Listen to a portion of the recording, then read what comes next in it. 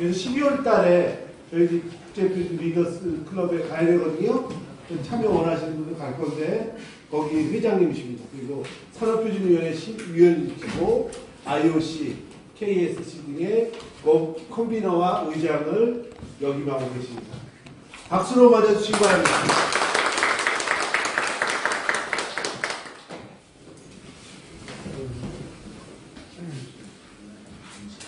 제가 오늘 국제표준에 대한 이해를 강의하기 위해서 이 자리에 왔는데요.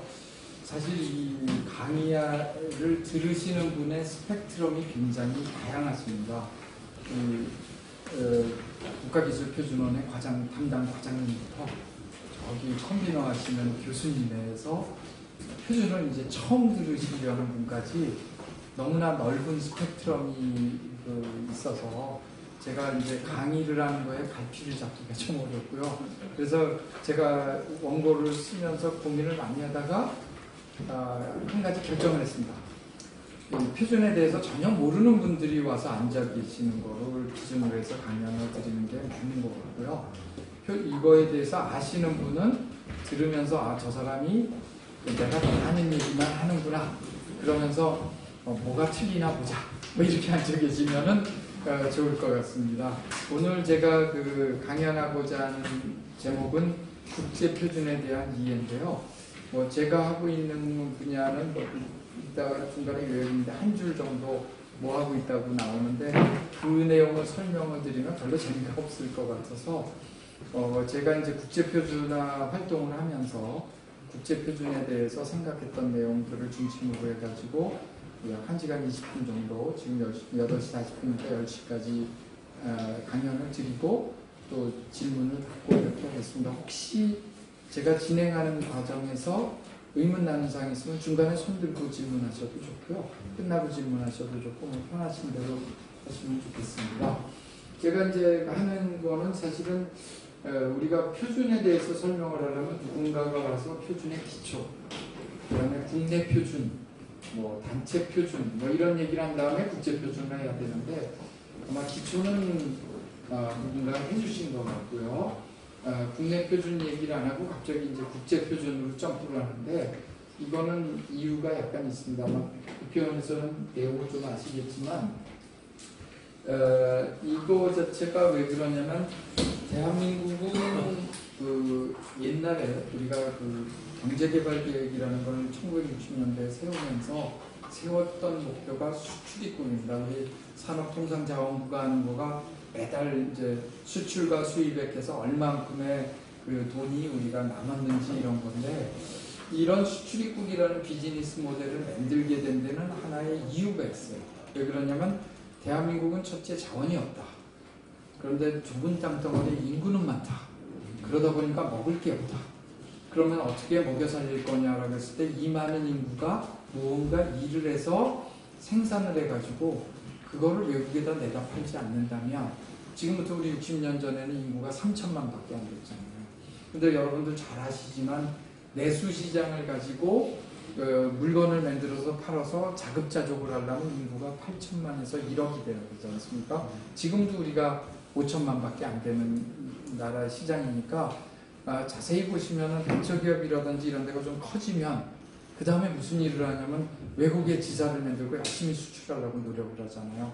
그것들은 다 우리가 내수시장만으로 시장이 형성되지 않기 때문에 결국은 수출을 해서 먹고 살아야 되는데 이 많은 사람들이 결국 수출입국이라는 거로 인해서 산업화를 했고요. 공장을 많이 지어서 많은 인구가 공장에 가서 일을 하면서 월급을 받아서 지금 우리나라의 이 모습을 이루게 된 겁니다. 그랬을 때 처음에 원천 기술도 없고 아무것도 없을 때에는 어떻게 했냐면 우리가 열심히 남의 나라 거를 사다가 또는 가서 뜯어가지고 이게 어떻게 만들어졌는지를 봐가지고 우리가 리버스 엔지니어링이라고 이야기하는 역공학으로 얘가 이렇게 만들었으니까 우리도 베껴서 이렇게 시작을 해서 왔다가 그 실력들이 원천 기술이 쌓이고 그러면서 좋아져서 오늘날에 우리가 이야기하는 삼성전자나 LG전자는 세계를 선도하게 됐죠.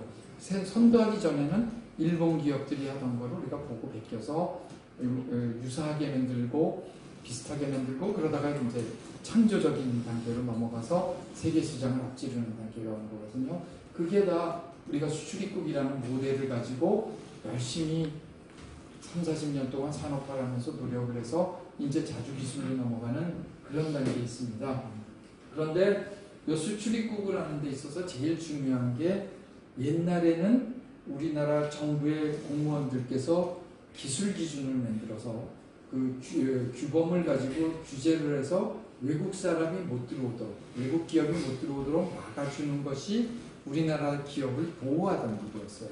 그래서 보면 각종 규제들을 열심히 해가지고 못 오게 하는데 그런 거에 제일 대표적인 예를 지금은 잘 우리가 안 듣습니다만은 FM 라디오 같은 경우를 얘기해 보면 전 세계가 88MHz부터 108MHz까지 쓰는 게 전 세계 FM 라디오의 표준입니다. 그 밴드가 다 그렇게 돼 있으니까요. 그런데 일본에서는 68에서 88MHz를 썼어요. 전 세계 어디 2차 대전 후의 얘기입니다. 그러니까 전 세계 어디에서도 그런 라디오를 만들지 않죠. 이런 식의 그 기술 기준을 만들어 가지고 그 나라의 방송국을 이런 밴드로 하라 그러면 전 세계 어떤 나라도 그 나라의 방송 장비도 팔 수가 없고요. 라디오도 팔 수가 없습니다. 이런 게 이제 교묘한 방법으로 시장을 갖다가 보호하는 방법이었는데요. 우리도 옛날에는 그런 여러 가지 규제를 통해서 자국 산업을 보호하고 외국 산업이 들어오지 못하도록 하는데 노력을 많이 했었습니다. 그게 과연 좋은 길이냐는 모르겠지만 그런 것으로 인해서 우리나라 시장을 보호해줬고 자국을 많이 보호해줘서 산업들이 클 수 있는 토대를 만들어줬죠. 그게 이제 그러면서 우리는 이제 역으로 수출해서 하는데 그 당시는 고기술을 가진 거라기보다는 일단 저가로 남의 나라보다 싼 임금을 이용해서 물건을 만들어서 파는 그런 형태로 해서 아무튼 산업을 일으키고 우리가 여기까지 오는데 노력을 많이 해서 있는데 아직도 요 수출로 인한 나라의 그 수지 개선이라든지 우리가 이제 돈을 번다든지 하는 것들은 변하지는 않았습니다. 단지 우리가 이제 임금이 올라가고 여러 가지 그 경쟁하고 있는 나라들이 옆에 생기면서 우리보다 저가로 물건을 만드는 나라가 나오니까 어려움에 처했을 뿐이지만 아직까지도 우리나라의 비즈니스 모델은 여기에서 크게 탈피하지 않았습니다.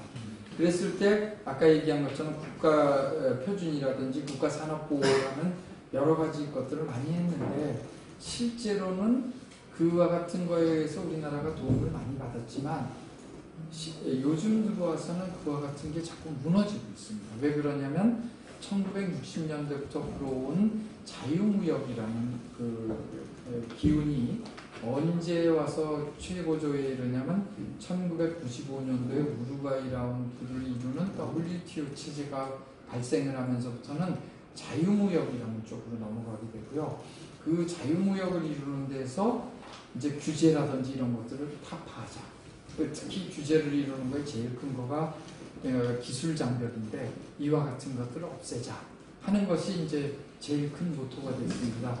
그러다 보니까 그럼 기술 장벽을 없애기 위해서 무슨 일을 하면 되느냐라고 했을 때 표준 기술을 이용하자. 이런 개념으로 돌아서 얘기를 했습니다. 그래서 그 내용을 설명하기 전에 표준이라는 것은 규범이나 규칙 등을 인간 삶에 이용하도록 사물에 적용한 그런 내용이 되고요. 항상 합리적인 기준을 가지고 만들고 그런데 우리가 보면은 우리가 살고 있는 모든 것들이 다 표준이다. 그러니까 심지어 한글 맞춤법 같은 경우도 표준이 있으니까 이렇게 되는데요. 그런 모습을 우리가 잠깐 그림으로 보여드리면 여기 이제 기표원하고 표준이 앞에서 만든 건데요. 여기 보면 우리가 쓰고 있는 목욕당, 욕조, 변기까지 여러분 손에 차고 있는 시계의 표준시라든지 이런 것들은 말할 것이 없이 이 그림에 나온 모든 거가 다 표준입니다. 멀리 보이는 기차, 자동차 이런 것들도 다 표준적인 요소가 가미돼서 만들어지기 때문에 표준이라는 것은 우리의 일상생활에서 띄울 수가 없는 그런 내용이죠. 그 다음에 이제 표준이 언제부터 됐느냐라고 했을 때 이집트에서 이제 원통 모양으로 돌을 만들어서 무게를 재는 데 쓴 게 시초고요. 사실은 우리가 제일 크게 얘기할 수 있는 건 진시황의 업적입니다. 그 옛날에는 표준이라는 개념이 없었기 때문에 대부분이 어떤 일을 했었냐면은 자기 마을에서 마차를 만들어서 그거로 이제 짐들을 실어 나르고 그랬는데요. 근데 마을마다 만들면 뭐 바퀴 사이즈가 크고 작고 그다음에 바퀴를 연결하는 구멍이 다 다르고 이러다 보니까 이 마차가 가다 고장이 나면 더 이상 안 되고 새 마차를 사지 않으면 이동이 불가능하던 그런 시절이었죠. 근데 진시황이 마차 바퀴와 연결고리를 갖다 통일을 함으로 인해서 어느 마을에서 고장 나더라도 바퀴를 갈아끼면서 이동을 해서 결국 그 이동할 때 가져간 게 뭐냐면 무기하고 식량이죠. 그러니까 그거를 계속 조달해서 끊임없이 왔기 때문에 상대편들과의 전쟁에서 계속 이겨서 결국 중국을 통일할 수 있는 이런 게 넘어왔기 때문에 이런 게 중요하고요. 이런 개념들이 이제 중세시대를 거치면서 뭐 선박이라든지 이런 데서 쭉 만들어지다가 이제 그 포드의 자동차 생산에서 부품의 표준화가 결국 우리가 컨베어 벨트 시스템이라든지 요즘 생산하는 대량 생산의 길을 열어서 포드 자동차가 몇만 개에 이르는 그 부품들을 다 표준화하고 대량 생산의 길을 열으면서 산업화 시대에 매스 프로덕션이라는 단어를 갖다가 활짝 피우게 된 거죠. 그래서 이런 기술들이 이제 우리에게 넘어와서 있게 됐는데요. 이런 것들이 이제 우리가 산업에서 필요한 것들을 이야기한다고 해서 인더스트리얼 스탠다드, 그래서 산업 표준이라고 얘기하고 한국에서도 이제 산업 표준화법이 만들어져서 여러 가지 이제 표준에 대한 제정 및 보급 활동을 하고 있습니다. 그래서 이제 표준에 대해서 일단 정의를 한번 내리면요, 사전적인 정의가 있고 그 다음에 국제표준화기구와 WTO가 한 정의가 있는데요. 이 내용 자체를 간단하게 그 정의를 해드리면, 이거는 이제 스마트 시대와 표준이라고 표준협회에서 나온 책자에 나와 있는 정의입니다. 그 측정이나 참조를 위한 비교의 근거나 기준이다. 그러니까 뭔가 비교를 할 수 있는 근거나 기준이 되는 걸 우리가 표준이라고 이야기를 하는데, 국제표준화기구의 ISO IC 가이드 2에 보면은 주어진 상황에서, 그러니까 주어진 상황이라는 건 현재를 얘기하죠. 최적의 상태에 도달하는 것을 목적으로.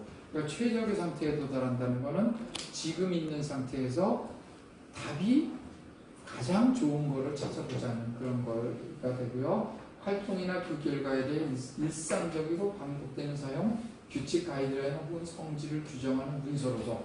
그러니까 일상적이라는 게 있고 반복이라는 게 있습니다. 그러니까 어떤 걸 할 때 평소에 쓸 수 있고 반복적으로 쓸 수 있어야 되는데, 예를 들어서 우리가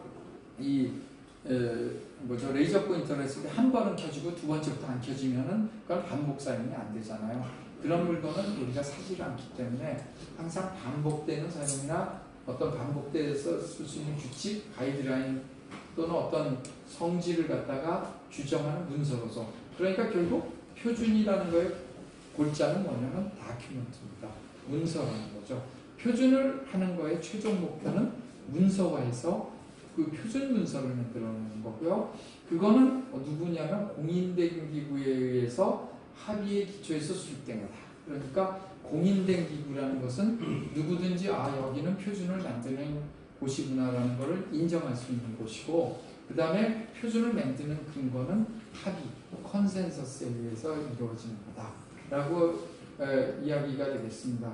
그래서 뭐 여기 있는 거에 보면 아주 중요한 키워드들이 여러 개가 있는데요. 요것과 세계무역기구에서 WTO가 이제 TBT라고 해서 무역기술 장벽에 관한 협정을 맺었는데, 거기에 있는 내용을 보면 뭐라고 되어 있냐면, 규칙, 지침, 상품의 특성 또는 관련 공정 및 생산 방법을 공통적이고 반복적인 사용을 위해서 규정한 문서로서 공인된 기구에 의해서 승인된 문서.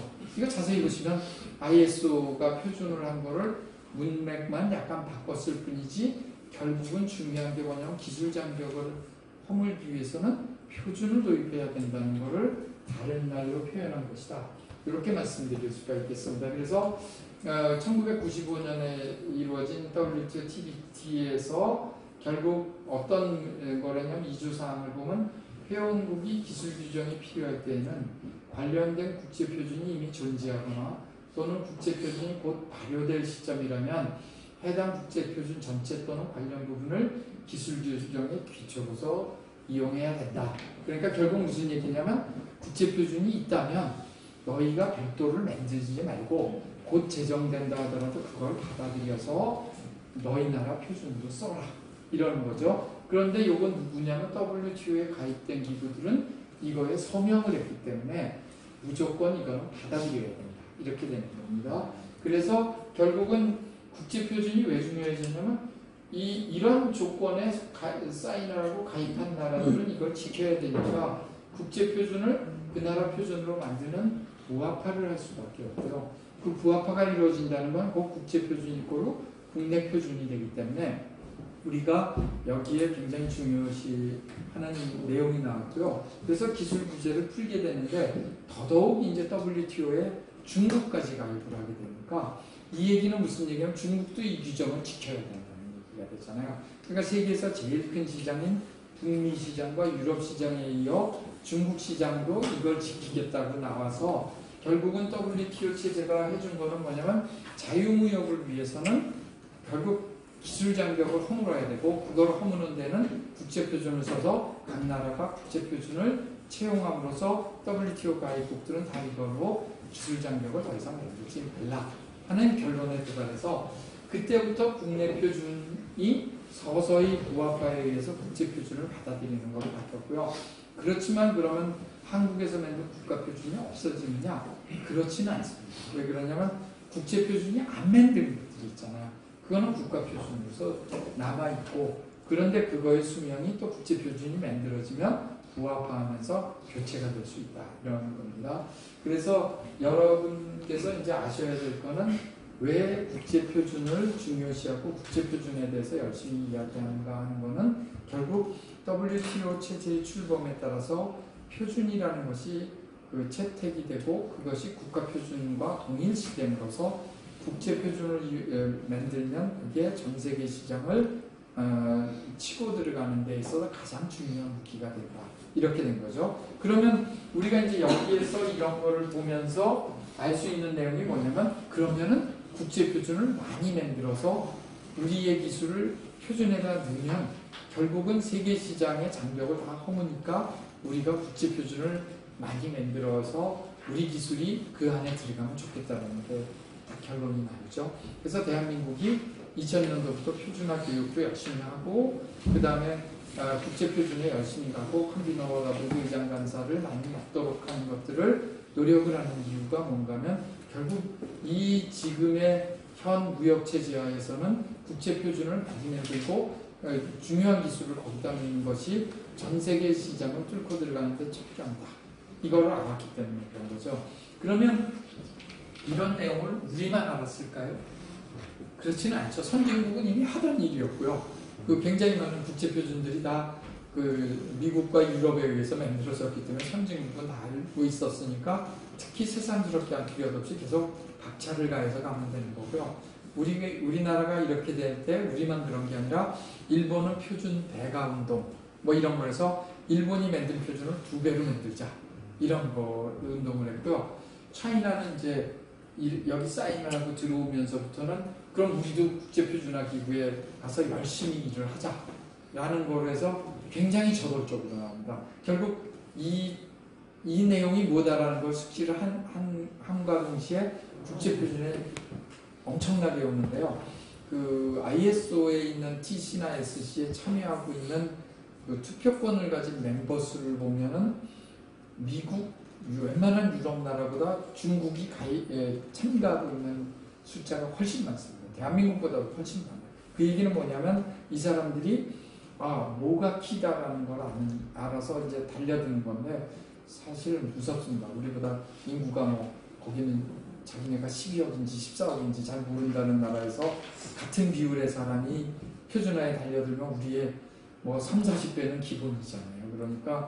그런데 아직까지 이 사람들이 국제적인 관습이나 매너, 표준화 방법을 잘 숙지했다고까지 이르기에는 조금 우리보다 수준이 한 단계 낮기 때문에 아직은 괜찮은데 이 사람들이 이런 것까지 이제 다 숙지하고 중무장하고 나올 때가 굉장히 어렵고요. 요즘 들어서 중국에서 오는 그 대표단들이 굉장히 세련된 사람들이 오기 시작한다. 미국 유학을 하고 영어를 본토에서 많이 쓰던 사람들이 와서 대표단으로서 남기 시작하기 때문에 사실은 우리가 긴장을 늦출 수 없는 그런 상태라서 표준화가 이렇게 중요하다는 것을 중국도 알고 되려드는 거에 대해서 우리가 경각심을 가지지 않는다면 뭐 여러 가지 기술에서 지금 우리가 고민을, 특히 산자부에 계신 분들이 고민을 많이 하고 계시는데 우리도 표준 분야에서도 고민을 많이 할 수밖에 없는 그런 상황이다 이렇게 있고요. 그 다음에 이런 것들이 이제 정부 간 조달 협정이라든지 이런 쪽에도 적용이 되기 때문에 결국 표준 기술에 맞춰서 개발한 것들은 외국 정부에도 조달하는 데도 도움이 될 수 있고, 결국은 이 기술은 세계 시장 선점을 위한 제일 중요한 수단이다 이런 데 되겠습니다. 그래서 이런 것들에 대해서 우리가 이제 경각심을 갖고 열심히 노력을 해야 된다는 거고, 그래서 이제 과연 우리나라 내부에서도 그 중요한 기업들이 많지 않습니까? 그러니까 그 사람들이 개발한 기술 중에 어떤 기술이 표준이 될 것인가 이런 것도 심사숙고하고, 우리가 또 중국, 일본, 미국, 유럽과 싸우지 않고 승리하는 게 사실은 제일 좋은 거니까 그 국제표준 전쟁의 시대에 어떻게 그 틈새 시장을 잘 파고 들어가서 그 기술을 국제표준으로 만들 것인가 하는 것이 앞으로의 우리가 해야 될 과제입니다. 그리고 표준을 하기 위해서는 여러 가지 그 기술적인 개발도 있지만 또 정치적인 역량도 많이 발휘를 해야 되는데, 그런 역량을 쌓은 인재들을 많이 길러서 처리를 해야 되고, 여기 이제 고위 과정에 오신 분들은 앞으로 이제 지금 뭐 CEO도 계시지만 고위급 간부가 되시는 분들이 많으니까 표준화를 하는 거가 이제 중요하다는 걸 잘 이해해서 표준화하는 사람들을 이렇게 격려하고 도와주는 일을 해야 된다는 그런 것들을 제가 이제 여기에서 말씀을 드리고자 합니다. 또 여기는 굉장히 제가 길게 써놨는데요. 이거는 결국 어떤 거냐면 적합성 평가라는 것을 이야기 위해서 써놨는데요.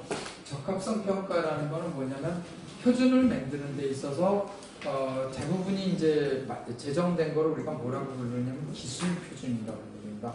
국가기술 표준원이잖아요. 기술 표준.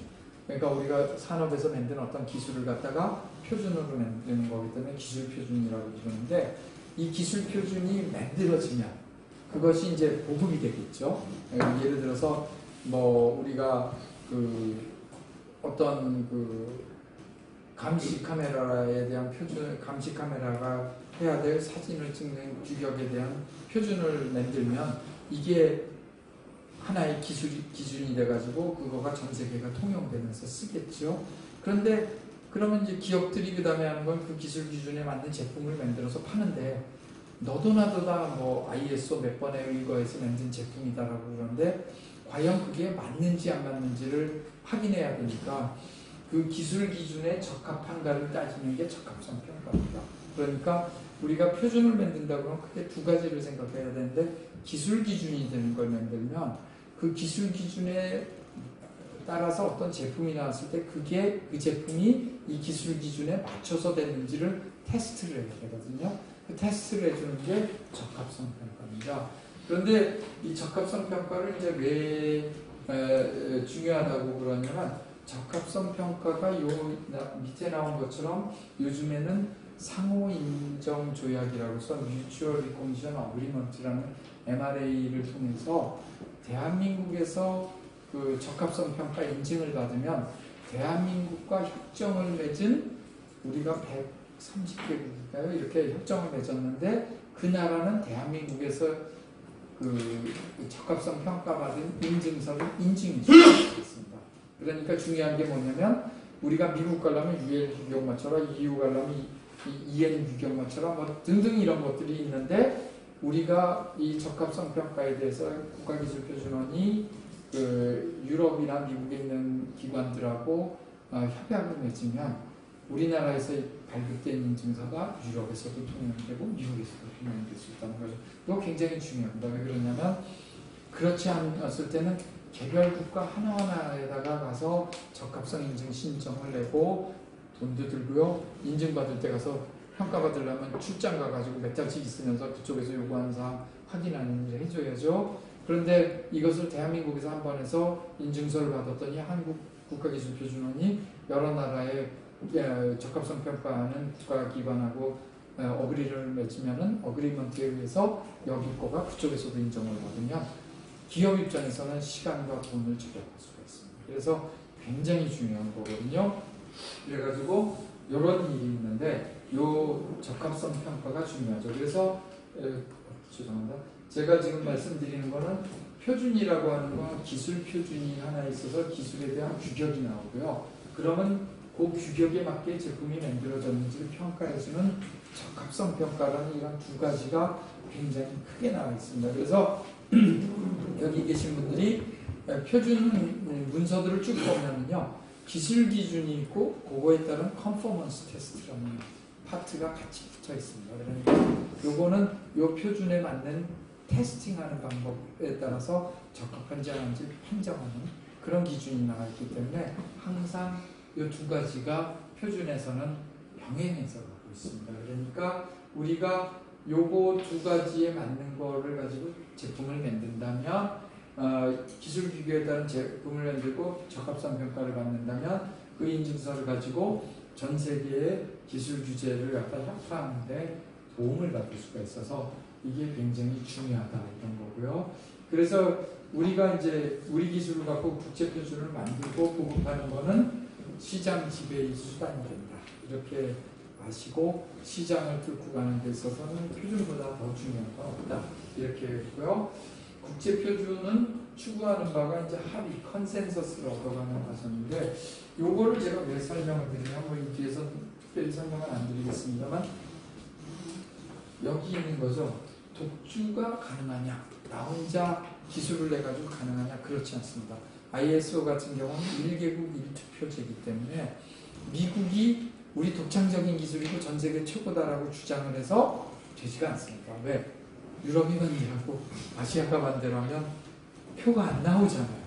그럼 우선 과제를 채택되는 것부터 반대가 나오기 시작하면 과제가 진행이 될 수가 없습니다. 그러니까 이거는 독주가 되는 게 아니라 자기가 어떤 다른 나라들과 소통도 하고 그쪽이 원하는 게 있는데 자기네 기술선에서 충분히 양보가 가능하면 타협을 해가지고 맞춰주면서 전 세계가 공통적으로 쓸 수 있는 데로 나가야 되기 때문에 그 소통, 양보, 타협을 할 수 있는 기술을 표준을 하는 사람들도 주머니 속에 넣고 가서 필요할 때 카드로서 써야지만이 우리가 가능하다.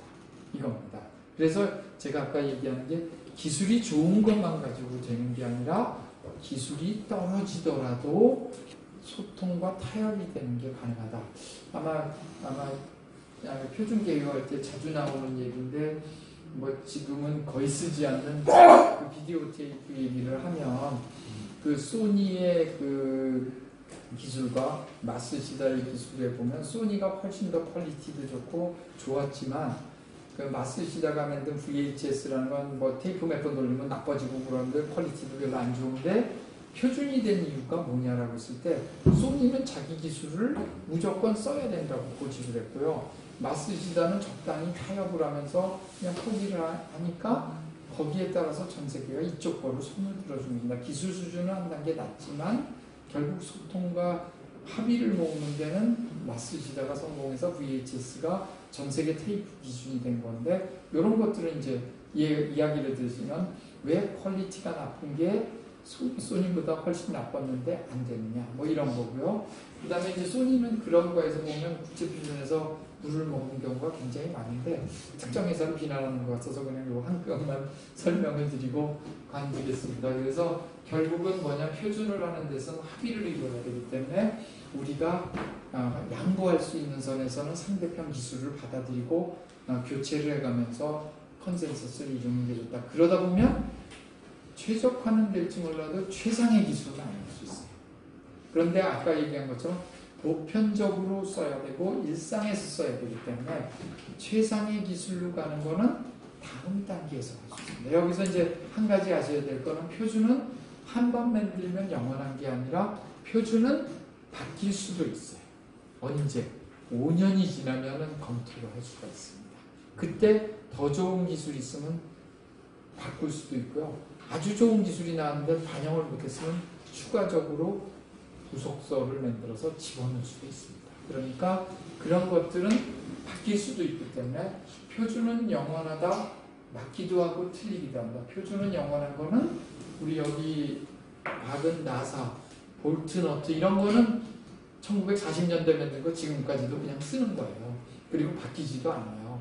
그런 것들은 영원한 겁니다. 그래서 표준을 제정하고 나서 5년 뒤에 검토를 할 때 이거를 어떻게 할 건가를 검토를 하는데요. 안정화, 이것처럼 다시 변하지 않아도 이제 끝이다라고 하면 안정화라고 해서 시간 낭비하지 않고 이제 영원히 계속 쓰겠다는 게 있고요. 그 다음에 신기술이 나왔으면 개정. 그 다음에 더 이상 이게 쓸 필요가 없으면 5년 뒤에라도 폐기. 이런 세 가지 중에 한 가지를 할 수가 있습니다. 그래서 표준은 영원하다, 안정화가 되면 영원해지고요. 그렇지 않고 새 기술이 나왔으면 개정을 하는 거고요. 이제 시대에 한물 가서 더 이상 안 쓸 거면 폐기합니다. 그래서 표준이라는 거는 영원할 수도 있고 사라질 수도 있고 여러 가지 과정이 있는데 새 기술을 끊임없이 받아들이면서 업데이트를 할 수도 있고 이것을 이해하시면 됩니다. 그러다 보니까 내가 표준을 한번 만들었다고 해서 영원하지 않을 수가 있으니까 표준을 제정하는데 첫 번째로 처음에 만드는데 시간과 노력이 많이 필요하고요. 내가 제안을 했는데 다른 나라에 또 반대가 있으면 그것도 받아들이고 뭐 이런 타협 시간이 걸리니까 보통 이게 몇 년이 걸립니다. 몇 년이라는 게 어떻게 되냐 그러면 조금 무식한 방법으로 계산해 드리면 표준이 제안이 돼서 채택이 되면 한 단계씩 넘어가는 게 이제 제안부터 IS 퍼블리케이션까지를 보통 우리가 6단계를 얘기하는데요. 한 단계 지나가는데 투표하면서 간다고 하면 평균 투표 석 달에 앞뒤 준비하고 뭐 이렇게 되면은 사무하고 그러면 6개월씩 걸린다고 치면 이게 5단계를 넘어가야지 6번까지 가잖아요. 그렇죠? 예, 1번부터 시작해서 6을 가려면 단계가 5개가 있으니까 그러면은 그거 6개월씩 계산하면 약 3년이 걸리는 일입니다. 그래서 결과가 미끄러지지 한 단계별로 진행할 때 별로 미끄러지지 않고 가도 한 3년이 걸릴 수가 있는 일인데 이와 같은 것들이 미끄러지면 3년, 6개월, 4년 계속 갈 수가 있고요. 그러니까 시간이 몇 번이냐면 6개월에 한 번씩 가방 들고 회의를 가야 된다고 쳤을 때 적어도 3년은 가야지 뭔가 윤곽이 나타날 수 있는 그런 거가 되니까 너 갔다 와서 뭐 표준 벌써 1년 갔다 왔는데 뭐 아무것도 안 되면 너 잘라 뭐 이러고 담당자 교체하면 그거 끝나는 겁니다. 왜 그러냐면 1년 동안에서 뭔가 쌓아놓고 진행이 되던 거가 담당자가 교체가 되면 아무리 인수인계를 했다고 해도 1년 동안 무슨 얘기했는지가 모르잖아요. 거기 갔을 때 저쪽에서 자기 거 반영 안 해가지고 뭐 이제 좀 밀리던 사람들이 찬스다 그러고 뒤집어 버리면 이거 뭐 안 한 거랑 똑같을 수 있습니다. 그래서 표준화는 좋던 싫던 시작을 하면 몇 년 지원을 해서 그 사람이 표준을 어느 기술 검토가 끝나고 완성할 때까지 지원을 해주지 않으면 안 되는 게 그거는 누가 결정을 하냐면 경영진이 해줘야 돼요.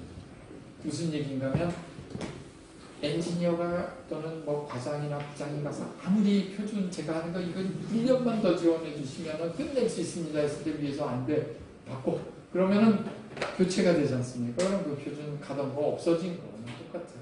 왜? 다음 사람이 와서 그거 파악하는데 1년 걸리는데 그 사이에 타임아웃 걸리면 죽습니다. 그러니까 굉장히 중요한 게 뭐냐면 이 사람이 어디까지 갔는지를 좀 이해를. 그래서 제가 이제 뒤에다가 표준화 절차라는 걸 약간 설명을 드리는 이유가 뭔가면 이 사람이 뭐 나는 CD 단계 갔습니다. 뭐 DIS 갔습니다. 했을 때 이건 무슨 헛소리 하는 거예요? 영어 단어 지금 나열하냐? 이렇게 되면 안 되고요. 네가 하는 건 6단계 중에 4번째 같구나. 1년이면 돼? 이렇게 해서 그럼 1년 더 밀어줄 테니까 열심히 해서 만들어봐. IS 만들면 포상해줄게. 뭐 이러면은 쉬면서 뛰어가서 일을 하죠. 그렇게 격려를 해주고 윗사람도 이 사람이 하는 얘기가 뭔지를 좀 알아서 너 왜 WD만 3번째 도냐?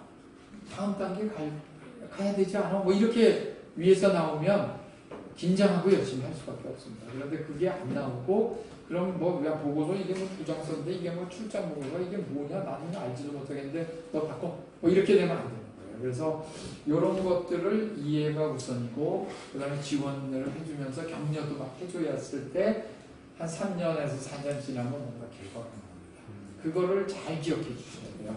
그렇지 않고 우리나라의 그 빨리빨리 우물 앞에서 순종 이거 하시면은 표준 만들기 굉장히 어렵습니다. 그래서 이 내용을 특히 오늘 같은 최고 경영자 과정에 오신 분들이 반드시 숙지하시고 이해를 주면서 밀어줘야지 이 표준이 한 개라도 만들어지고 세계 시장을 뚫고 들어가는데 굉장히 중요하다. 그런 말씀을 제가 드리겠습니다. 그 다음에 이제 제가 주로 하고 있는 거는 이제 자동인식하고 생체인식, 아까 뭐 KSC 31, KSC 37 의장을 한다고 그랬는데, 그건데요. 자동인식이라는 거는 제가 뭐 슬라이드 쓰면 재미없으니까 간단하게 말씀드리면 바코드 앤 RFID가 자동인식의 대표적인 기술입니다. 근데 바코드 다 보셨죠? RFID는 여러분 주머니에 들어 있습니다. 뭐냐면 교통카드 하나씩 갖고 계시죠?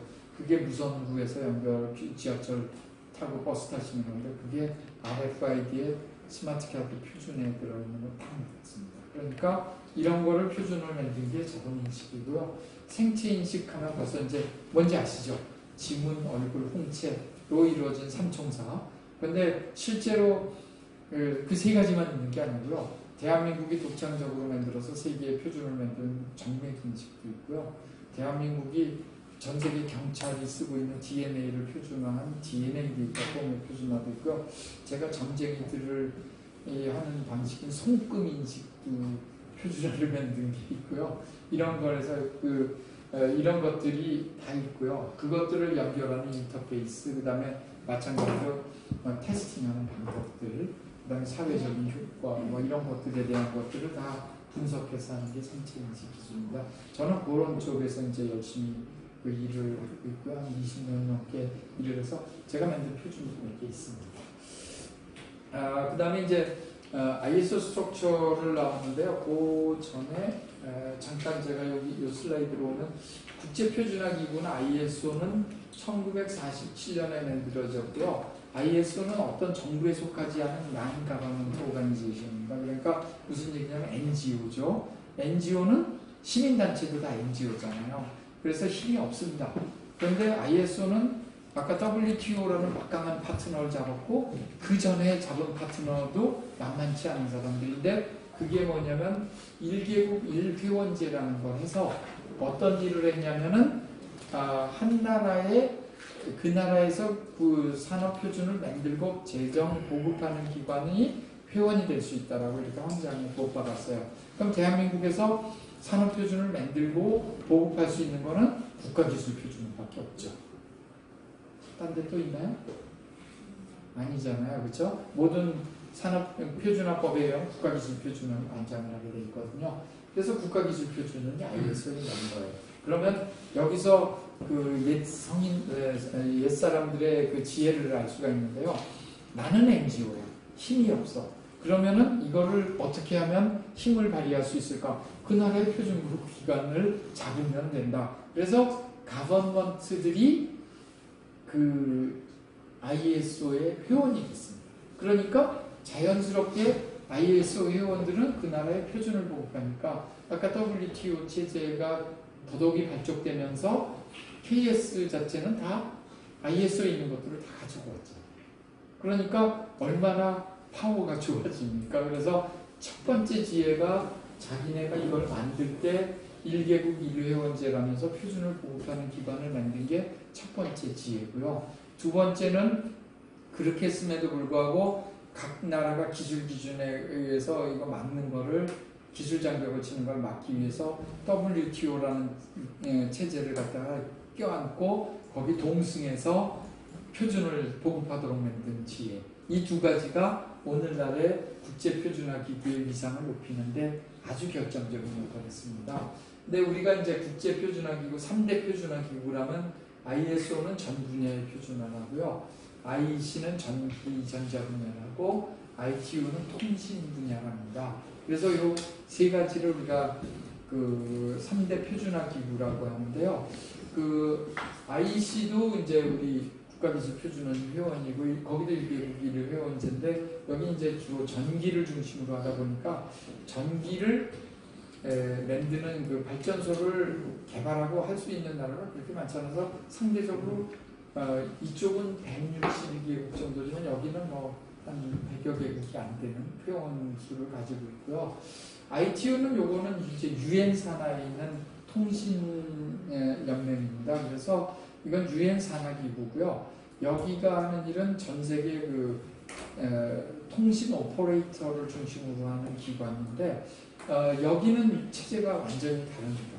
어떻게 다르냐면 표준을 만드는 방법도 다르고요. 국제표준화기구 ISO나 IC처럼 이렇게 3년, 4년씩 걸리는 게 아니라 제안하고 뭐 투표 한두 번 해서 그냥 끝나기 때문에 굉장히 빨라서 국제표준이라고는 하지만 영향력이 저희보다는 작고요. 영향력이 있는 곳은 통신 분야에 영향력이 있습니다. 어떤 거냐면 그 통신 교환기, 통신 장비, 그 통신 담당기 이런 거에 대한 표준을 만들기 때문에 근데 대신에 여기는 그런 통신 교환기를 전 세계가 몇 개국이 만드느냐 이 손 안에 들어가죠. 별로 없습니다. 통신 단말기를 만들어서 파는 나라도 이 손으로 꼽을 수밖에 없고요. 그 통신 오퍼레이터는 전 세계에 다 있는데 그 오퍼레이터가 하는 기계를 보면 아까 교환기 만들던 회사들이 다 잡고 있으니까 또 얇게가 안 되고요. 이런 겁니다. 그러니까 이 통신하는 쪽에서는 기술이 없는 나라 사람들이 뭐 이렇게 하는 거는 회원으로 가입하는 건 허용하지만 그 뭐 돈도 없고 기술도 없는데 여기 와서 자꾸 ISO처럼 이제 시비 거는 건 안 되고 여기는 선진 기술로도 빨리빨리 진행해야 되니까 회원들이 국가 회원도 있지만 기업 회원이 있습니다. 그런데 기업 회원이 그럼 이제 회원이 기업을 그럼 우리나라가 통신해서 100개 만들어서 가서 100개 하느냐 그런 게 아니고요. 기업 회원이 된 사람은 돈을 내는 거에 비례해서 투표권을 줍니다. 그러니까 아프리카 나라가 돈을 조금 내면 너 한 표. 그런데 한국의 뭐 KT나 SK텔레콤이 아프리카에 100배를 내면 100표. AT&T가 1000배를 내면 1000표. 뭐 이렇게 되는 겁니다. 그래서 그 사람들이 가진 표로 투표를 해가지고 많은 사람이 이기는 거예요. 그러니까 여기는 자본주의 그대로 돈 많이 내면 표가 많고 표가 많으면 이기는 겁니다. 그런 체제라서 그런데 이제 10분 여기는 이해가 가는 게 뭐 우리가 지금 4G 단말기 쓰는데 5G 만들어야 되고 뭐 이렇게 계속 빨리 가야 되니까 거기에 그 기술도 없는 나라 가서 투표권 행사를 계속 단지를 걸면 앞으로 갈 수가 없으니까 개발을 중심으로 되는 나라에서 돈 많이 내는 나라가 기여하는 거에 의해서 가자. 그래서 같은 표준화 기구지만 굉장히 내용이 좀 다르다. 이렇게 말씀드리겠습니다. 그래서 저희는 이제 포괄하게 가는 그 ISO를 중심으로 해서 하고요. 그래서 이제 ISO를 공부를 하시려면 이제 IC도 유사한 구조이기 때문에 이걸 보시면 되는데 ISO는 이제 그 중요한 게 뭐냐 모든 최종 중요한 결정은 총회에서 합니다. 제네럴 어셈블리에서 하고요. 요거는 이제 그런데 이제 그와 같은 것을 모든 걸 다 총회에서 하기 그러니까 권한을 이임받은 거를 이사회에서 웬만한 걸 결정하는 우리나라도 보면 회사의 결정이 주주총회에서 결정하는 게 최고 좋은 거지만 그거는 이제 임원선임이라든지 정반 변경이라든지 이런 거 할 때 하는 거고 전반적인 운영에 대해서는 이사회가 결정을 하잖아요. 그거랑 똑같은 구조입니다. 그래서 그렇게 돼 있고 이사회에 안건이라든지 이런 거를 준비하는 거는 누가 하느냐라고 하면은 결국은 이제 그 밑에 있는 사무국에서 하는 거죠. 그래서 중앙사무국에서 하고 그 다음에 이제 여기 스탠딩 커미티라든지 위원 커미티라든지 각종 정책위원회가 있고요. 우리가 이제 아까 기술 기준이 중요하다고 했는데 기술 기준은 그 밑에 있는 것 중에 하나 TMB, 테크니컬 매니지먼트 보드라고 해서 기술 관리국이 있습니다. 기술 관리국에서 관장하고 요 밑에는 TC라고 해서 테크니컬 커미티 기술위원회들이 있어요. 그러니까 뭐 이 기술위원회는 어떻게 생각하시면 좋으냐면 기계공학, 전자공학, 화학공학 뭐 이렇게 되는 거 하나하나가 기술위원회라고 생각을 하시면 되고요. 실제는 그보다 조금 더 세분화돼 있고 뭐 약학도 있고 뭐 의학기기도 있고 뭐 이런 여러 가지가 다 있습니다. 그래서 그런 것들을 만들고 ISO는 규칙이 뭐냐면 이 기술위원회는 만드는 순서대로 1번부터 번호를 붙입니다. 지금 320번대까지 갔는데요. 그럼 320개의 위원회가 있느냐? 그렇진 않고요. 실제로는 거기서 임무를 다 했다 그러면 해체 선언을 하고 그 TMB에다 보고를 하면 거기서 이제 검토를 해서 이사회에 올려서 승인을 받고 이제 총회에서 해체하는 그런 단계를 거치기 때문에 이런 형태로 해서 운영이 된다라고 되어 있고요. 그래서 이제 이 중앙사무국 밑에 TMB가 있고 TMB 밑에는 TC들이 있는데 그게 여기 있고요. 테크니컬 커미티는 또 여러 개의 서브 커미티, 이거는 이제 한국말로 전문위원회라고 그러는데요. 뭐 기계공학 안에 연력학, 유체역학 이렇게 나눠지듯이 분야가 여러 개 있잖아요. 그것들을 하나하나씩 나누는 게 전문위원회고요. 그 전문위원회는 뭐 같은 유체역학이라도 그 안에서 물이냐 기름이냐 이런 걸 나눠야 되기 때문에 그것들을 실제 전공자들이 모여서 일하는 워킹그룹, 작업반이라는 데가 나옵니다. 그래서 이게 3단계 구조로 돼 있어서 실제 일은 이 작업반에서 하는데 누가 하냐면 여기 익스퍼트라고 써있는 전문가들이 와서 일을 하고요. 원래는 이런 회의를 TC, SC 워킹그룹이 회의를 할 때는 정부에서 국가기술표준원을 통해서 우리가 대표단을 명단을 보내야 되는데 그러다 보니까 이 전문가들이 와서 일하는 게 굉장히 복잡하고 그래서 이 워킹그룹만은 그 전문가로 국가에서 인정해서 ISO 홈페이지 그 디렉토리에다 등록을 하면 그 사람은 특별히 명단을 안 보내더라도 이 회의가 있다고 할 때 자동으로 가서 온라인으로 신청하고 가명이 되게 되어 있습니다. 그래서 전문가들은 국가기술표준원에다 신청을 해서 전문가 등록을 해주면 아이디 패스워드를 받아가지고 여기서 작업을 하는데 참여할 수가 있다. 이렇게 말씀드리고요. 요 SC 전문위원회나 기술위원회들은 행정적인 일을 합니다. 요 전문가들이 작업해온 것들이 워킹그룹이 여러 개 있을 수가 있는데 여기는 물, 여기는 기름을 하라고 그랬는데 물과 기름의 특성을 가진 물건이 나오면 여기서도 하고 여기서도 하다가 조정해 주는데 여기 전문위원회에서 유사한 걸 하게 되면 총회에서 걸러줍니다. 그렇지만 이제 또 기계공학 안에서도 연력학, 유체역학 이렇게 나눠지는데 거기서 또 물성이 비슷한 것들이 나올 수가 있으니까 전문위원회에서 못 걸린 거는 이제 최종적으로 TC에서 걸러서 표준이 동일한 내용이 여러 개가 만들어지는 걸 방지한다. 이런 입장에서 3단 구조를 가지고 있습니다. 이렇게 하시면 되고요.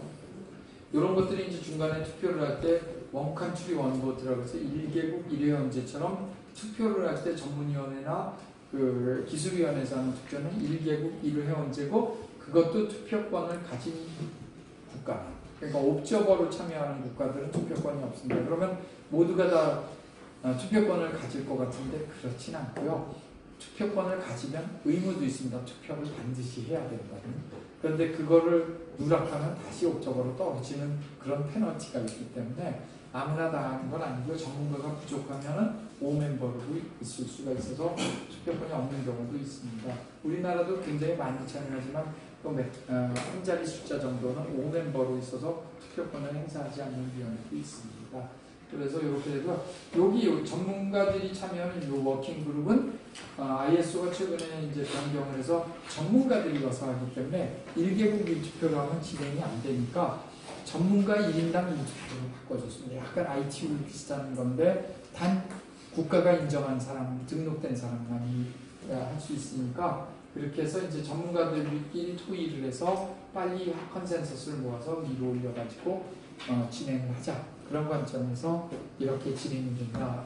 이런 구조를 가졌다를 조금 이해하시면 좋겠고요. 그러다 보니까 작업반에 가서 전문가들이 막 한 것을 여기서 이제 결의문을 만들어서 위로 가고 그것이 총회에서 인증받아서 TC로 가서 이제 ISO에 등록되면서 계속 진행하는 이런 단계를 거치기 때문에 사실 행정적인 절차도 많고 그래서 전문가들이 고생을 할 수밖에 없습니다. 그걸 인정을 좀 해주셨으면 좋겠고요. 그래서 이제 ISO의 멤버는 풀 멤버, 코레스폰딩 뭐 이런 건데 우리 식으로 하면 정회원, 준회원 뭐 이렇게 하고요. 그럼 투표권이 있느냐 없느냐로 투표도 되고 여기는 굉장히 섭직한 일부 멤버는 구독회원이라고 해서 굉장히 가난한 나라라서 진짜 회비도 내기 어려운 그런 나라들은 이제 거꾸로 도와주는 그런 형태로 되어 있습니다. 그래서 아까 설명드린 거는 하이어라키컬한 구조를 가지고 있고 3단 구조로 가는 게 됐고 워킹 그룹은 그 전문가들 중심으로 돼 있어서 프로젝트라든지 각종 기술적인 토론은 워킹 그룹에서 한다. 이렇게 되고요. 그 ISO의 그 글로벌 디렉토리에 등록되어 있는 멤버 바디가 이걸 등록해 준 사람들은 전문가로서 갈 수가 있고 여기서 각종 이제 작업 문서들을 만든다. 이렇게 됐고요. 이 워킹 그룹만은 익스퍼트당 한 투표를 낼 수 있게 이렇게 돼 있고 이 위에는 1개국 1투표고 그 다음에 이런 것들은 합의문, 이세의 합의문에 의해서 진행됩니다. 이렇게 돼 있고요. 요즘 들어서 이제 2010년경에 와서 ISO가 한 새 슬로건이 있습니다. Simpler, Faster and Better입니다. 이거는 뭘 의미하냐면 표준화는 우선 간단해야 돼요. 이해하기가 쉬워야 됩니다. 간단해서 표준은 이해하기가 쉬워야 되고 두 번째는 표준화 절차가 늘어지면 안 되고 가능하면 빨리 하자. 그 다음 세 번째는 기존에 있는 것보다 좋게 나가야 된다. 이런 3대 기조를 갖고 왔는데요. 이게 왜 중요하냐면 요 중에서 요 페스터가 심플러나 베터는 뭐 각 그건 위원회 전문가들이 이제 신기술이나 좋은 기술을 집어넣는 거니까 괜찮은데 이 페스터가 한국이라든지 이렇게 신흥국들이 하는 데 있어서 굉장히 어려운 문제로 등장을 합니다. 뭐냐면 기존에는 내가 뭐 3년짜리 프로젝트를 하겠다라고 그러고 이유를 잘 돼서 총회에 인준만 받으면 1년도 좋고 2년도 좋고 3년도 좋고 이유서만 계속되면 연장을 할 수가 있었어요. 그래서 어떤 표준은 한 9년, 10년 가서 늘어진 것도 있는데 만들고 났더니 폐기해야 된다 뭐 이런 레벨도 가는 것도 있지만 아무튼 이런 식으로 해서 연장이 무제한으로 있었는데 이 패스터 룰을 적용하면서 어떻게 했냐면 당신이 제한한 기간에 1회 9개월 이상은 안 된다. 안 되면 자동으로 캔슬하겠다. 이런 규정을 내렸습니다. 이거 굉장히 복잡한데요. 이게 왜 복잡하냐면 내가 그럼 후자를 낼 때 제일 빠른 거는 18개월짜리 있고요. 24, 36, 48개월을 선택할 수가 있습니다. 그러면 내가 48개월을 선택하고 한 번 연장하면 57개월이니까 이거를 하는 게 그럼 57개월은 거의 5년 가까이 되니까 60개월이니까 이게 좋으냐라고 했을 때 이게 오래된다 그러면 다른 나라가 투표를 할 때 준비 안 됐다 그래서 잘려있는 게 있어요. 그런데 디폴트라고 해서 우리가 보통 그냥 자동으로 하는 건 3년이거든요. 대부분이 그렇게 내는데 그걸 했다가 한 번 미끄러지면은 6개월 지났는데 연장이 또 9개월이니까 두 번 미끄러지면 잘리라는 게 있습니다. 이 리스크가 여러 가지가 있어요. 그래서 이 9개월이라는 숫자도 굉장히 절묘합니다. 6개월 가는 거를 체크하고 그래서 이런 것들을 하는데 우리가 이제 그 나중에 진행을 하는 데 있어서 설명을 드리겠지만 아무튼 잘 모르고 하는 사람들이 마구잡이로 내서 하는 것을 방지하겠다는 목적으로 이런 슬로건과 함께 규칙을 강화했습니다. 이게 이제 한국이라든지 이런 신흥 국가들에게는 약간 치명타가 될 수 있는 거라서 과제를 제안할 때 기간을 잘 생각하고 내야 되고 1회 연장 9개월이니까 그거 잘 생각해야 되고 또 연장도 총회에서 인준을 받아야 되기 때문에 내가 늦을 것 같으면은 채팅이 될까 동시에 얼른 총회가 오기 전에 워킹그룹에서 연장 신청을 해가지고 총회에서 인준을 받아서 9개월 늘려놓는 게 좋습니다. 근데 하자마자 하는 건 좀 그러니까 두 번째 회의 정도에서 해놔야지. 그럼 총회라는 건 1년에 한 번밖에 안 하기 때문에 그 전에 워킹그룹에서 결의문이 올라와야 되거든요. 근데 그걸 놓치고 나면 총회가 그 다음에 뭐 1년 6개월 뒤에 했는데 그때 잘못하다 데드라인에 걸리면 또 캔슬 당할 수가 있어서 그런 것들을 이제 또 하는 것도 하나의 요령입니다. 그 다음에 그 ISO가 도입한 것 중에 하나가 시스테마틱 리뷰라는 건데요. 이게 뭘 설명하고자 하는 거냐면 5년마다 리비전을 하거나 스테빌라이제이션 하거나 위드로우를 할 수가 있는데 이걸 위원회에다 맡겨놨더니 의장들이 잘 챙기지 않아가지고 5년이 지났는데도 안 하거나 뭐 이런 것들이 막 생겨요. 그래서 표준이 발간된 날로부터 계산해서 5년이 되면 자동으로 투표를 하겠다. 그러니까 그 의장 간사가 체크하지 않더라도 중앙사무국에서 전산으로 전 세계에다 리뷰하는 거를 해서 어떻게 했으면 좋겠느냐를 묻겠다. 이게 이제 시스테마틱 리뷰입니다. 그래서 그래가지고 이제 또 불필요한 표준은 정리하겠다 이런 것도 집어넣고요. 그 다음에 이제 그 반드시 이거는 투표권을 가진 데가 안 하면 페널티 되고 있고요. 그 다음에 이런 걸 하려고 그러다 보면 여러 가지 정보화가 되기 때문에 온라인 등록을 한다든지 뭐 그 서류를 올리고 내리고 하는 이런 것들을 사천정화로 해서 바꾸고, 그다음 회의 같은 경우도 인터넷 미팅으로 해서 요즘은 이제 iOS가 줌이라는 걸 쓰는데요. 외부로 미팅할 수 있게 하는 것도 막 만들고 이렇게 씁니다. 요 인터넷 미팅에 대해서 제가 잠깐 설명을 여기다는 안 썼는데 드리면은요, 이 인터넷 미팅 굉장히 중요합니다. 왜 그러냐면 투표를 했는데 투표가 나오면 이제 그 투표 결과를 모아서 공포를 하고요. 그러면 그걸 프로젝트라는 에디터가 받아서 답변서를 씁니다.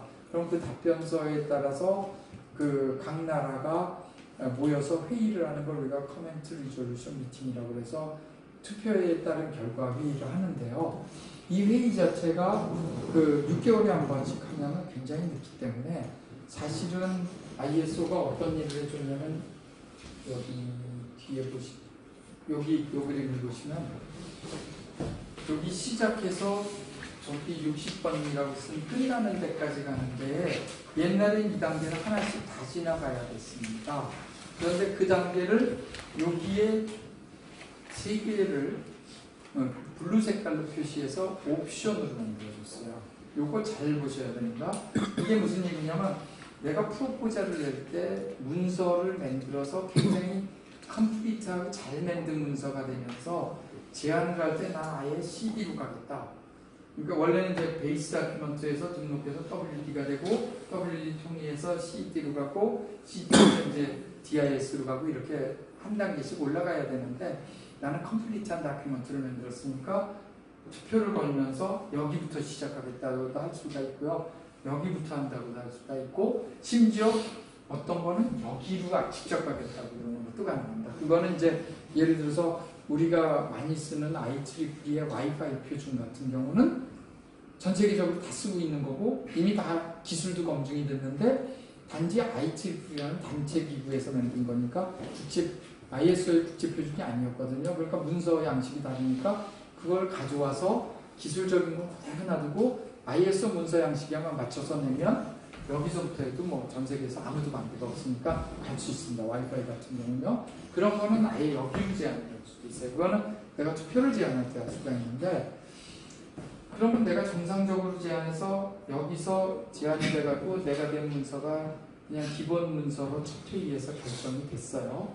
그러면 이게 투표를 6개월마다 한 번씩 하면은 이게 또 1년 반 이러다가 시간을 놓칠 수가 있어서 여기를 옵셔널로 해준 건 뭐냐면 어차피 요 단계는 작업반에서 하는 거고 요거는 커미티 SC 단계 또는 작업반에서 할 수 있는 요 단계니까 이거를 전문가들끼리 모여서 하는 거니까 너희들끼리 투표 시간도 정하고 내부에서 정해라고 해서 CIB라고 해서 커미티 인터널 밸럿이라는 제도를 만들었습니다.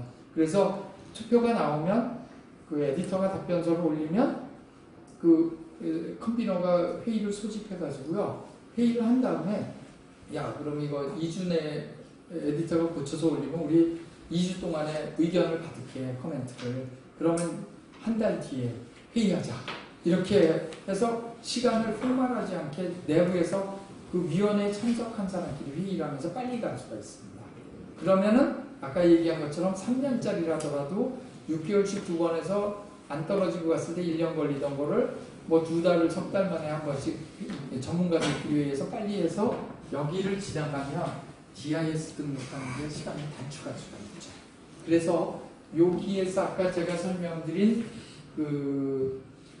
이 CRM들의 인터넷 미팅을 도입한 게 굉장히 중요합니다. 그래서 이와 같은 내용들을 잘 숙지하시면 되는데 문제는 인터넷 미팅을 하면요. 뭐 얼굴을 보고 할 수도 있지만 파워포인트로 답변서 한 개, 아니 파워포인트가 아니라 MS 워드로 답변서 한 개 뜨고요. 그걸 리얼타임 디스커션을 하면서 에디터가 계속 현장에서 워드를 치면서 고쳐야 돼요. 토론 결과에 따라서. 그러니까 아시아 사람들은 얼굴 대면을 안 하고 하면 잘 이렇게 샤이해갖고 회의를 잘 못하는 경향이 있는데 이제 그런 걸 우리도 과감하게 떨치고 싸울 건 싸워가면서 해야 되고요. 보통 요 미팅은 내용이 많다고 생각하면 2시간 예약을 하지만 거의 80% 이상이 1시간입니다. 그러니까 회의를 굉장히 효율적으로 진행하지 않으면은 1시간 지나면 예약이 끝났으니까 그냥 끊어지거든요. 그럼 결론도 안 난 채로 끝나면 다음 미팅이 또 잡고 그럼 또 몇 달 가니까 그렇게 하면 안 돼서 아무튼 에디터가 아까 옵셔널 단계를 빨리빨리 진행하는 걸 잘 고려해가지고 진행을 하시면 좋다라는 이런 얘기를 드리고요. 제가 하는 이런 것들은 어떤 걸 숙지해야 되냐면 IS, IC가 만든 디렉티브라는 게 있습니다. 1년에 한 번씩 업데이트해서 나오는데요. 활동을 위한 지침서인데 이게 이제 파트 1, 파트 2 뭐 이렇게 나눠져 있는데요. 여기에 대한 거를 다 이제 체크하고요. 이 IT 분야라는 JTC1이라고 있는데 거기는 이 내용과 JTC1을 맞춰서 입력이 하는데 이건 뭐 IT 분야만 하시면 되는 거고요. 그래서 이건 웹에서 다 내려받으실 수 있을 거예요. 영문으로 된 거고요. 공짜입니다. 그런데 보시면 알겠지만 수백 페이지짜리이기 때문에 여기에 보면 별의별 게 다 정리가 되어 있어요. 그래서 이거를 잘 숙지하는 게 좋으시고요. 만약에 이게 부담이 있으시면은 우리 여기 표준협회가 계시니까 표준협회에다 부탁을 하면 번역서를 우리 편으로 보내줍니다. 한글로 번역한 두꺼운 책을. 그래서 그걸 읽으셔도 되고 그런데 내가 가서 무슨 일을 하고 어떻게 해야 될 건가는 이 디렉티브를 반드시 숙지를 해야 된다는 거고요. 그래서 이제 파트 1, 파트 2, 서플리먼트 이렇게 있는데 요것들을 아까 그 리소스에서 다운로드 받으셔서 공부할 수가 있고요.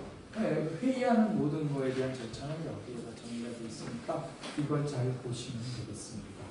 요거만 요 정도만 말씀드리고요. 아까 얘기한 것처럼 이 투표를 해서 넘어가는 단계를 6단계인데 옛날에 여기 PWI라고 제로 단계가 있습니다. 그건 요새 쓰지 않고요. 디렉티브에는 있습니다만 쓰지 않고 이렇게 10에서 60까지 넘어가고요. 반드시 내가 과제를 했을 때 해야 될 날은 이날입니다. 이날은 뭐냐면 내가 3년을 제안했으면 3년 빼기 1년 그럼 2년째가 되는 날이죠. 과제 채택일로부터 2년까지 여기 반드시 등록을 해야 됩니다. 4년짜리 과제를 했으면 1년을 빼면 3년이 되는 날 그러니까 채택된 날로부터 3년이 되는 날 DIS라는 걸 등록을 해야 됩니다. 그래서 여기 제가 쓴 거가 NPWG-CD가 NPWD-CD에 해당하고요. 그런데 NP나 WD 요거는 워킹그룹에서 하고 CD 단계는 SC에서 하고 뭐 이런 게 있고요. 요거는 이제 STC가 이제 CD나 이런 것까지 하고 그 다음에 GIS, FTIS, IS가 여기 GIS, FTIS, IS입니다. 그래서 제가 필수에서 그 다음 필수하는 거를 딱 둘로 나눴고요. 요렇게 넘어가는데 요거는 누가 하냐면 CS, 중앙사무국, Central Secretariat. 그러니까 몇 가지를 아까 얘기한 TC들 레벨 아래에서 하는 거고 여기부터는 중앙사무국이 관장하는데 요거는 이해를 하셔야 되는 이유가 뭐냐면 몇 가지 여기까지는 기술적인 문제에 대해서 토론을 막 하고요. 기술적인 문제가 끝났다 그러면 GIS를 등록하는 거거든요. 이 GIS를 등록하는 거는 ISO 전 멤버에게 처음 공개를 합니다. 그러니까 이 날짜는 중요하고 중앙사무국이 관장을 할 수밖에 없죠. 그래서 그 기술적인 문제나 뭐 여러 가지 그 문서 작성에서의 토론 사항이 많은 건 여기서 하고 이쪽에 넘어와서부터는 중앙사무국이 관장하면서 메이저 기술적인 문제는 끝났으니까 마이너한 게 있으면은 그 기술적인 문제를 체크해서 여기에서 전 세계 투표를 했는데 통과 기준을 만족하고요. 그 다음에 그 기술적으로 고치라는 게 없으면 요거를 생략하고 요렇게 갈 수 있습니다. 그러니까 편집 뭐 이런 거 고치고 뭐 이런 정도가 나오면은 그거는 사무국 직원이 봐도 아는 거니까 에디터하고 둘이서 통하면서 요렇게 넘어갈 수가 있고요. 그게 아니라 뭔가 커멘트가 나왔는데 기술적인 문제를 고려해야 되면 반드시 50단계 FDIS라는 걸 거쳐서 진행하는 게 있습니다. 그래서 요 투표가 5달, 요 투표가 2달이기 때문에 그냥 평균적으로 6개월, 석 달짜리 투표 2번 한 거랑 비슷하다라고 생각해서 그걸 계산하고 편집하고 뭐 이런 걸 계산하면 1년 전까지 등록을 안 했을 때는 데드라인을 못 지킨다. 이렇게 되기 때문에 아까 제가 제안했을 때 했던 기간 빼기 1년 그 얘기가 여기서 그래서 요걸 아시고요. 그 뒤에 있는 것들은 여기 보시면 이제 요걸 이제 다른 형태로 해서 이렇게 했고, 요거는 아까 이제 필수냐 아니냐에서도 마찬가지 그림이 있지만 약간 다른 게 뭐냐면 투표를 몇 주 하느냐, 여기를 이제 빨간색으로 했어요. 그래서 석 달 투표 옛날에는 3만스 했더니 만스에 대한 정의를 갖고 또 한참 싸워서 위구로 바꿨습니다.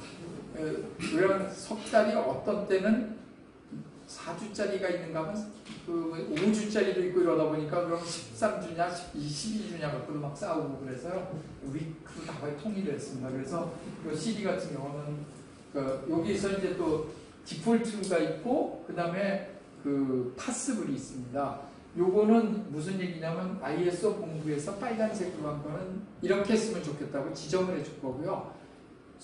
faster 하기 위해서 너희가 결의에 의해서 줄일 수도 있거나 늘릴 수도 있다. 심지어 여기 보시면 8인데 12로 늘릴 수도 있잖아요. 그래서 가능성에 대한 거를 파스블이라고 해서 열어줬습니다. 그런데 기본적으로 여기 빨간색으로 돼 있는 것을 기준으로 하는 거고요. 이걸 읽다 보면 이상한 단어가 하나 보이죠. Aid Translation. 무슨 번역을 하는 거지? 뭐 이게 뭐 영어를 불어로 한다든지 러시아어로 바꾸나? 뭐 이런 거 그게 아니고요.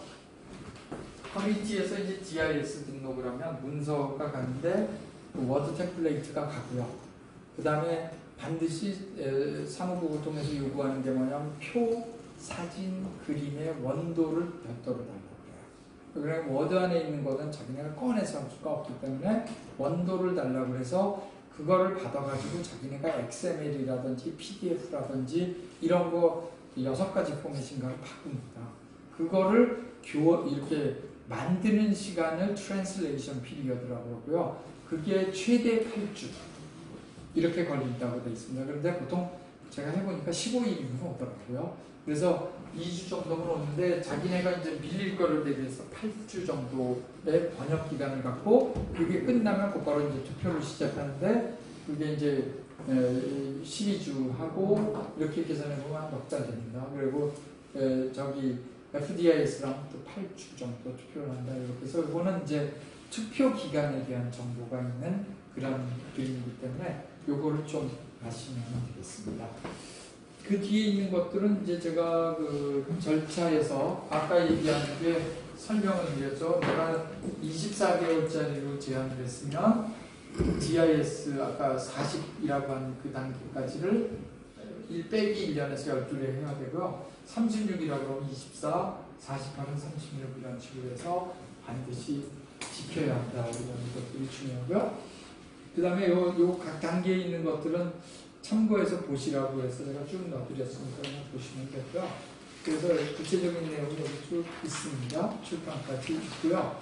그 다음에 이제 아까 설명드린 것처럼 2014년부터 그 패스터 규정에 의해서 여기 있는 것처럼 1회 9개월만 연장이 가능하다고 하는 그런 형태가 됐습니다. 그래서 요거가 이제 정해져 있는 그런 형태가 됐고요.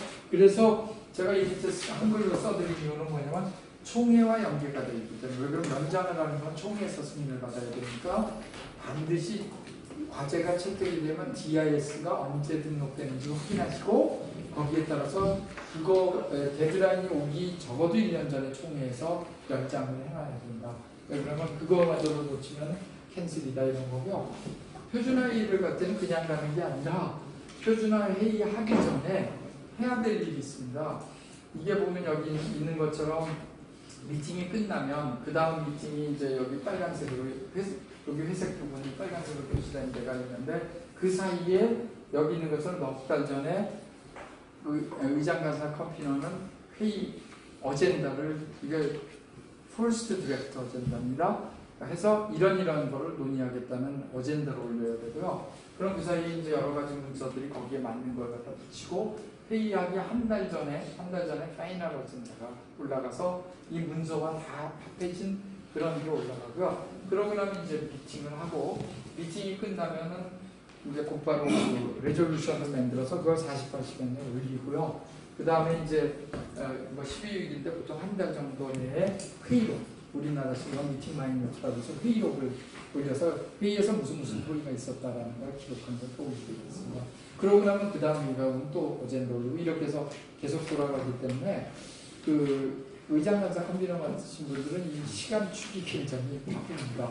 그리고 에디터는 자기 과제만 하면 되지만 그 사람들도 투표 결과가 나오면 2주 내에 답변서 써놨고요. 그 다음에 회의에 가서 이제 열심히 싸우고 그래서 결과를 얻으면 그 결과에 의해서 문서 고쳐서 다시 투표 걸고 뭐 이런 식으로 해야 되기 때문에 끊임없이 일이 반복이 돼서 마지막 단계까지 간다.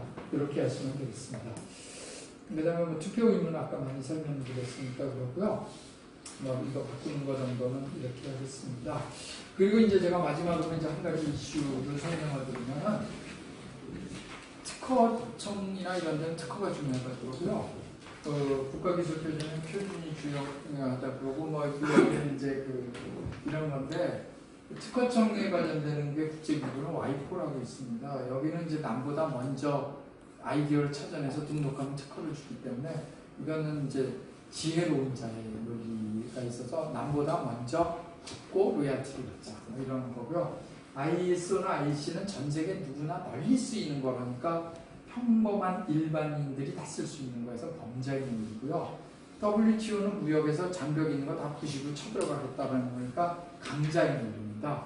그런데 이거 중에서 WTO는 ISO에 아주 굉장히 좋은 협력 파트너인데 와이포에서 나오는 특허가 표준으로 넘어오려는 게 굉장히 어렵습니다. 왜? 꼭 먹고 알 먹기 하면 좋잖아요. 내가 가지고 있는 기술이 특허료도 받으면서 국제표준이 돼서 전 세계 시장을 싹쓸이하면 이건 제일 왔다잖아요. 그래서 이게 이제 시비가 많이 걸려서 우리가 이제 표준과 지재권의 이 양면 사이에서 어떻게 할 거냐 해서 그 지적재산권 처리를 위한 디클레레이션과 그리고 보통 이제 과제를 내고 됐을 때 이제 선언을 하도록 돼 있고 그런데도 안 하고 나중에 문제가 되면 어떻게 할 거냐 뭐 취소하고 뭐 이런 등등에 있고 그다음에 표준에 그 특허를 넣었을 경우에 인정을 하면 굉장히 랜드 조건이라고 해서 공평하게 싼 가격에 쓸 수 있도록 하겠다는 것도 서약을 해야 되고 이런 것들이 있어서 우리가 잘 알아야 될 거는 표준 속에도 이제 특허에 관련되는 문제가 시비가 걸릴 수 있다. 이런 것들을 조금 이해해 주시면 좋겠고요. 그 다음에 이제 중요한 거는 국내 대표단이 이렇게 갈 때 뭐 우리 지난번 아시안 게임도 그렇고 막 난리잖아요. 월드컵 이런 때 보면은. 그런데 이제 이거 우리가 열심히 해서 구성해서 가고 통보하고 뭐 똑같은 일을 올림픽이나 아시안 게임이나 똑같이 표준회의도 가는데 아무도 안 알아주잖아요. 기술 올림픽인데.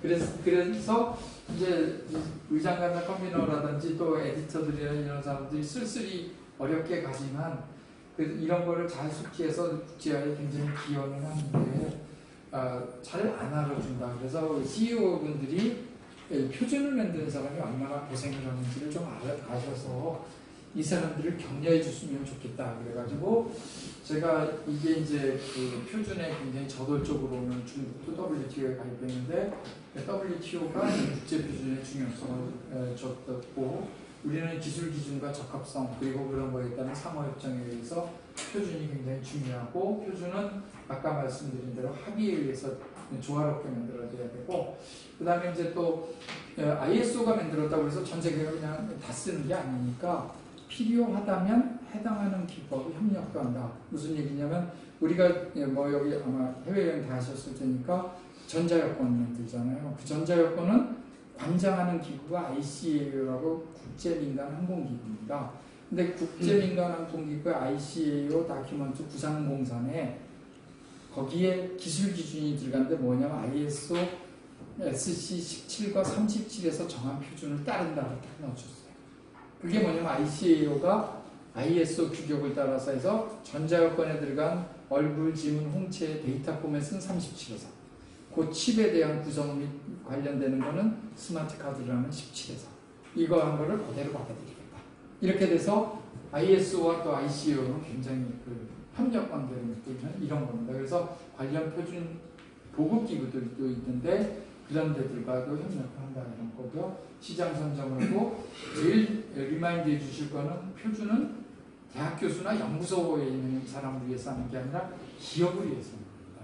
기업의 이익을 결국 이 기업이 갖고 있는 기술이 표준화가 돼서 전 세계를 갔을 때 제품이 세상을 이기는 거기 때문에 굉장히 중요하고 우리가 아까 수출입국이라는 얘기를 저희가 시작했을 때 했는데 수출입에도 표준 기술들이 다 들어가야 되기 때문에 이거에 대한 것을 반드시 검토하는 것은 기업으로서는 필수적이고 그 다음에 아까 서머리에서도 한번 말씀드렸습니다만 고위층께서는 표준화하는 사람이 얼마나 힘든가를 잘 이해하셔서 잘 도와줘야지만이 표준화하는 사람들이 힘을 내서 아까 그 6번 시에서 설명드린 것처럼 알아주지 않는데도 가방 싸들고 비행기 타고 시차와 그 언어 장벽과 이런 걸 가지고 가는 데서 도움을 받을 수가 있다. 그래서 그 사람들이 결과가 좀 나오면 잘 도와줘야 됩니다. 요거를 제가 오늘 마지막으로 강조드리면서 강의를 마치고 있습니다. 감사합니다. 그 시간이 좀 있으니까 질문 있으시면 질문 받도록 하겠습니다. 네. 방위사업청에 나오는데요. 네. 방위사업청. 예. 그 국제 표준 절차가 아까 말씀하셨는데 문제별로 이렇게 정의를 좀 할 것 같은데요. 네. 그 정의가 공개가 됨으로 해서 그 나라에서 보호하려고 하는 기술 그게 이제 적국의 다른 나라에 공개가 될 수도 있을 것 같은데요. 방위사업청에서 이제 방위산업 기술이라고 해가지고 한 141개 기술을 정의를 해가지고 이렇게 지금 고시를 해놨어요. 네. 그 이제 세부 기술은 한 900여 개 이상이 되는데 그걸 공개를 안 하고 있습니다. 그 공개를 하게 되면 결과적으로 우리나라의 그 방위력 기술 수준이 적국에 다른 나라에 공개됨으로 해가지고 이제 안 하고 있는데 그 표준에 있어서 기술은 어떻게 정의를 해서 공개를 해도 된다는 건지 아니면 우리나라도 방위산업 기술 같은 경우에 좀 더 공개할 수 있는 방법이 있는 건지 제가 이해를 잘했는지 좀 그런 상황이 예, 그 질문 굉장히 좋으신 거고요. 그 첫 번째로 디펜스에 관련되는 거는 미국도 소련도 중국도 발표하지 않습니다. 왜 그러냐면 그거를 난탄치 가리키는 거는 상대편에게 자기네가 어떤 수준이라는 걸 가리키 아까 말씀하신 거랑 똑같기 때문에 디펜스 기술은 표준에서 얘기하지 않습니다. 왜 그러냐면 아까 얘기했죠. 범죄의 논리로 누구나 다 써야 되기 때문에 국방기술이 다 누구나 다 쓰는 게 아니라 국방기술이 나중에 어느 정도 그 방위의 한계 유형에 도달하면 일반으로 넘어가요. 그러니까 그때까지는 당연히 아무것도 안 가르쳐 주는 게 미국 국방기술 막 어디 뭐 책자에 나오거나 그렇지 않습니까? 그러니까 그거는 당연히 안 해야 되는 거고요. 두 번째로는 이제 이런 기술 자체가 문서를 읽으면 다 알 수 있는 것 같지만 빠진 것들이 있습니다. 이게 어떻게 되는 거냐면 이런 거죠. 우리가 동영상 압축 기술을 만드는데 동영상 압축 기술에 있는 세세한 내용까지 다 문서에 쓰느냐? 원칙만 씁니다. 그러면 그 다음에 그 문서를 읽은 사람이 뭐냐면 빠르게 돌아가는 알고리즘은 자기 머리로 그 원칙에 맞춰서 만들면은 세계에서 나오는 여러 개 알고리즘 중에서 승부가 갈리겠죠.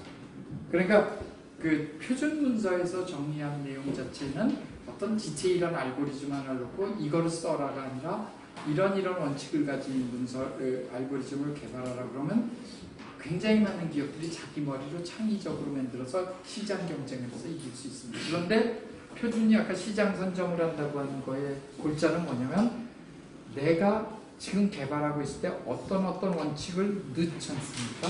그럼 그 원칙에 맞는 걸 나는 먼저 만들 수가 있어요. 그래서 표준이 되는 날 나는 공개를 할 수가 있는데 참여를 안 했던 기업은 그때 그 문서를 읽고 그날부터 만들어야 됩니다. 그러면 이게 시간차가 적어도 6개월 이상 벌어지고 그 사이에 버그 있는 거 다 고쳐서 더 좋은 거 만들고 여기는 첫 제품 나오고 그럼 이게 시장에서 기술 격차가 나게 되죠. 그런 차이가 있습니다. 그래서 우리가 특허도 보면 특허 문서에 뭐 특허 권리를 이렇게 요청은 하지만 안에 있는 모든 기술을 오픈한 게 아니라 그 중에 부분을 감춰놨잖아요. 그거나 마찬가지로 표준도 디테일한 알고리즘을 정의하는 게 아니라 원칙을 정의하고 있으면서 가는데 그 원칙을 보고 만드는 거는 각자의 창조성이다. 이렇게 이해하시면 설명이 되겠죠? 네네. 굉장히 날카로우신 질문입니다. 네. 또 다른 질문 있으시면 해주시죠.